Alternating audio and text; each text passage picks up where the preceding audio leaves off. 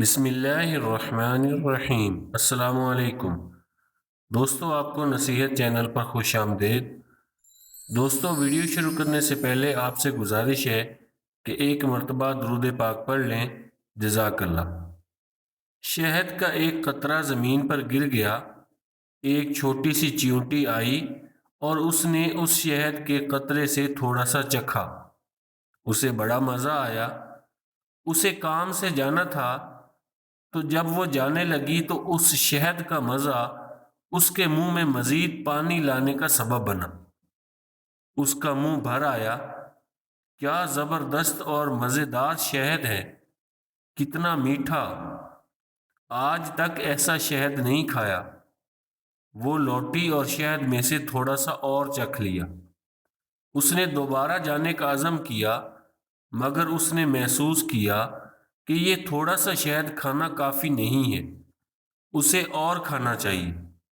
وہ رکی اور اس مرتبہ کھانے کے بجائے شہد پر گر پڑی تاکہ وہ کم سے کم وقت میں زیادہ سے زیادہ لذت حاصل کر لے۔ وہ چیونٹی شہد میں غوطہ زن ہو گئی اور لطف اندوز ہونے لگی، مگر افسوس کہ وہ شہد سے باہر نہ نکل سکی۔ شہد کی چکنائی کی وجہ سے اس کے پیر زمین سے چپک گئے تھے اور اس میں انہیں ہلانے کی طاقت نہ رہی۔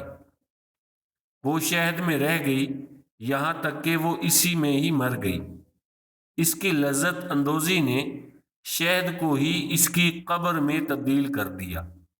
ایک دانا کا قول ہے، دنیا شہد کے ایک بہت بڑے قطرے کے علاوہ کچھ نہیں، بس جو بھی اس قطرہ شہد میں سے تھوڑا اور بقدرے کفایت کھانے پر اکتفا کرے گا وہ نجات پا جائے گا، اور جو بھی اس شیرینی میں غوطہ زن ہوگا ہلاکت اس کا مقدر بن جائے گی۔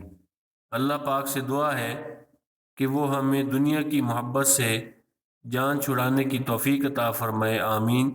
دوستو، اپنے رشتہ داروں کا اور گرد و نواح کے سب لوگوں کا خیال رکھیے۔